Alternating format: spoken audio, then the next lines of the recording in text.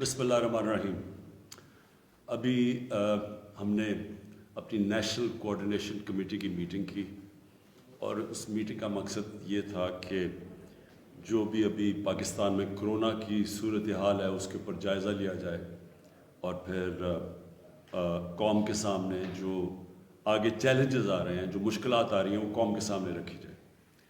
دیکھیں، جو ابھی تک صورتحال ہے وہ اگر ہم نے بحیثیت قوم سب نے مل کے اس کی احتیاط نہ کی اور ابھی سے پریکاشنز نہ لیے تو جس طرح نظر آ رہا ہے کہ ہسپتالوں کے اندر جو کرونا کے مریض ہیں وہ بڑھتے جائیں گے اور ایک ایسا وقت آ جائے گا کہ ہسپتالوں میں جگہ نہیں ہوگی۔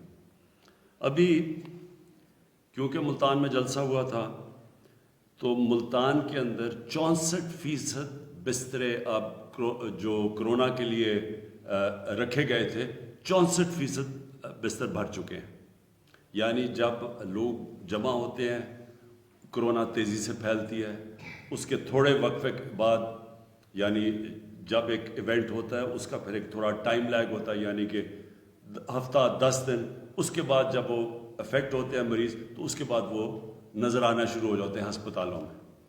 تو 64% ملتان کے اندر اس وقت بسترے بھرے ہوئے ہیں کرونا کے مریضوں سے، اور اس وقت 40% بسترے پشاور میں بھرے ہوئے ہیں کرونا کے مریضوں سے، اسلام آباد میں تقریباً 50%، اور ایوریج آ رہی ہے سارے پاکستان میں تقریباً 40% جو کرونا کے لیے بسترے یعنی وینٹیلیٹرز اور آکسیجن اس کے اوپر مریض آ چکے ہیں۔ کہنے کا مقصد یہ ہے کہ کرونا کے کیسز بڑھتے جا رہے ہیں، ہمارے سامنے سردی آ رہی ہے، سردی بڑھتی جائے گی۔ سردی میں مسئلہ کیا ہوگا؟ مسئلہ یہ ہوگا کہ کرونا پھیلتی کدھر ہے؟ جب زیادہ لوگ جمع ہوتے ہیں کرونا پھیل جاتی ہے، لیکن جب باہر زیادہ کم چانس ہوتی ہے، کیونکہ جب باہر کھلا فضا ہوتی ہے اس میں کم چانس ہوتی ہے، لیکن جب کمرے میں لوگ آ جاتے ہیں تو اس میں جراثیم تیزی سے پھیلتے ہیں۔ تو جب سردیاں بڑھتی جائیں گی اور راتوں کو ہیٹر چلے ہوں گے، لوگ ہیٹر کے ارد گرد بیٹھے ہوں گے، کرونا کے پھیلنے کے چانسز بڑھتے جائیں گے۔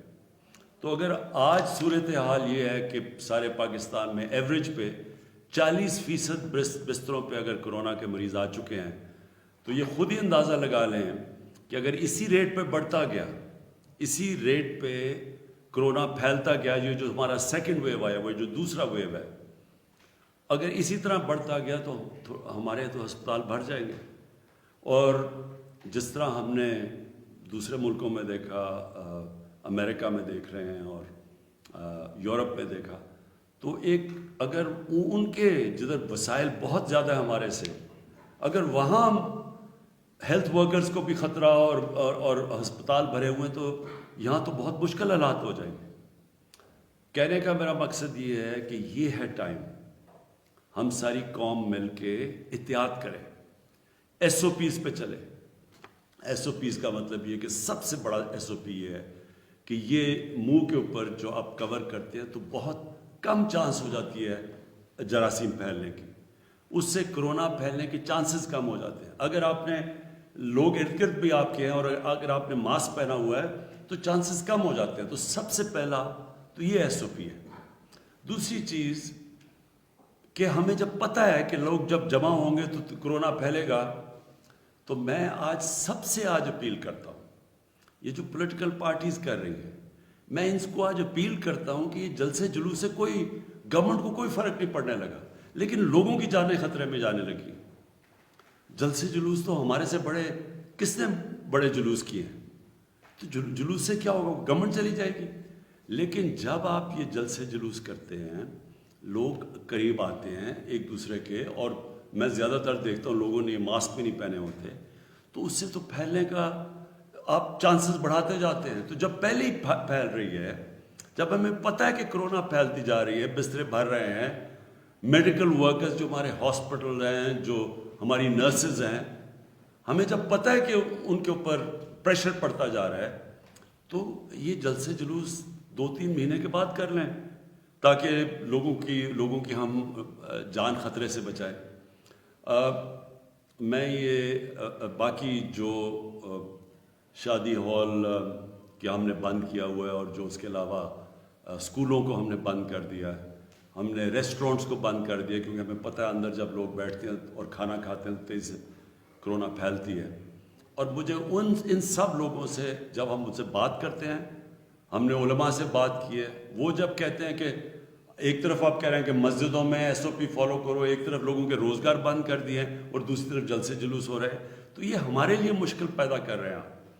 دوسری چیز, ویسے ہی ایک ساری دنیا میں جب سیکنڈ ویو آیا تو ایس او پیز کو امپلیمنٹ کرنا مشکل ہوا ہے, باقی دنیا کے لیے بھی. یورپ کے اندر دیکھیں لوگ ریزسٹ کرتے ہیں, اب لوگ تھک گئے ہیں ایس او پیز فالو کرتے ہوئے. انہوں نے تو بڑی دیر لاک ڈاؤنز رکھے ہیں.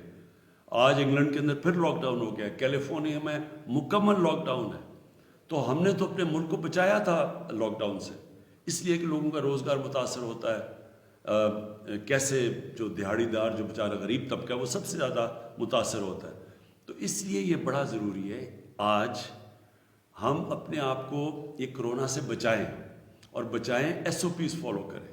اور ہمیں جو ہم نے جب پہلا اس کا ویو آیا تھا تو ہم اس لیے اللہ نے ہمیں بچا لیا کہ ہم نے قوم نے مل کے ایس او پیز کو فالو کیا تھا, ہم نے بڑا ڈسپلن دکھایا تھا, تو اللہ نے کرم کیا تھا. ساتھ والے ملک کو دیکھ لیں, ہندوستان میں وہاں پتہ نہیں کتنی اموات ہو چکی ہیں, پتہ نہیں 1.5 لاکھ سے بھی زیادہ. ادھر ایران میں اس وقت بڑے برے حالات ہیں لوگوں کے, سیکنڈ ویو آیا ہوا ہے, ادھر 300-400 لوگ دن میں فوت ہو رہے ہیں.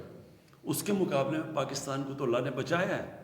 تو اگر ہمیں اللہ کی مدد چاہیے تو پہلے ہم اپنی مدد کریں, اور اپنی مدد یہ ہے کہ سب ایس او پیز کو فالو کریں.